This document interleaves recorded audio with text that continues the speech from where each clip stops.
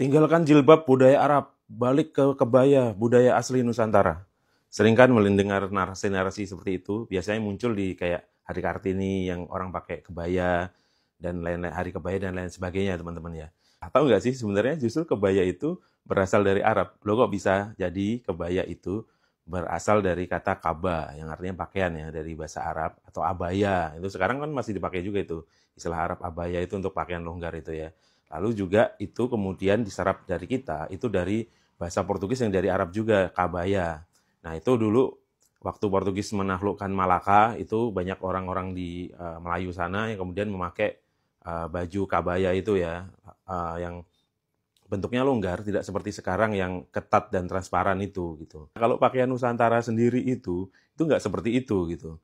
Nusantara itu karena iklimnya tropis dulu itu pakaiannya justru minim gitu. Bahkan tidak memakai pakaian atas, jadi dibiarkan terbuka atau topless gitu.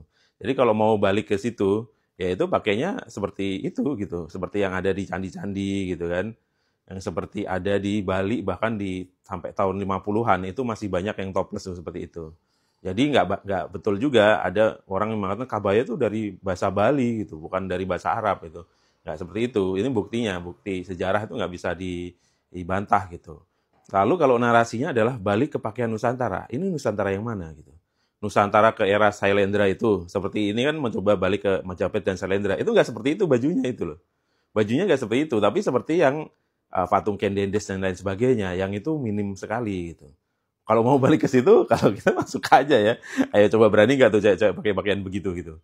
Bukan seperti ini juga perpaduan gitu. Justru Islam dulu datang ke Nusantara. Itu salah satunya membawa budaya untuk menutup aurat yang minimal pakai inilah ya, penutup dada gitu. Dulu itu salah satu yang diajarkan Wali Songo kepada orang Jawa yang dulu juga toples gitu. Lalu dari mana sih sebenarnya orang yang coba membenturkan jilbab dengan kebaya ini menurut saya adalah orang-orang Islamofobia yang anti-Islam yang kemudian bersembunyi di balik budaya gitu.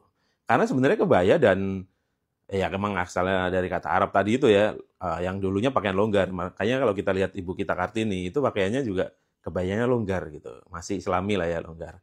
Lalu kemudian kalau kebaya dipakai dengan jilbab juga cocok gitu, seperti kata teman saya ini, cocok-cocok aja gitu. Lalu kemudian kenapa dibenturkan ya ini tadi Islamofobia gitu, yang berbau Islam itu ditolak. Karena yang tidak budaya luar yang tidak Islam tidak ditolak gitu. Mereka juga nggak pakai baju Nusantara sehari-hari pakai baju Barat gitu. Dan mereka fine-fine aja nggak pernah menolak budaya Barat yang tidak Nusantara juga itu nggak pernah ditolak gitu. Karena memang sebenarnya mereka nggak suka Islam. Lalu kemudian suka nyerang cadar dan jilbab ya. Padahal budaya Nusantara itu ripu misalnya, itu juga pakai ini ya, pakai jilbab ini. Ini Nusantara loh sebelum ada NKRI. Lalu di Melayu juga ada lama segala macam dengan pakaiannya yang tentu saja Islami ya, karena terpengaruh Islam seperti tadi di Bima kan termasuk terpengaruh dari Islam gitu.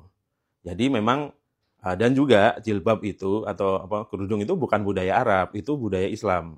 Ini makanya yang bukan Arab, misalnya Yahudi itu juga memakai jilbab karena kan agama Samawi sama lah. Karena Timur Tengah dulu di era jahiliyah sebelum ada agama Sami atau di Arab sebelum ada Islam itu juga nggak pakai kerudung gitu, cuma berpakaian minim.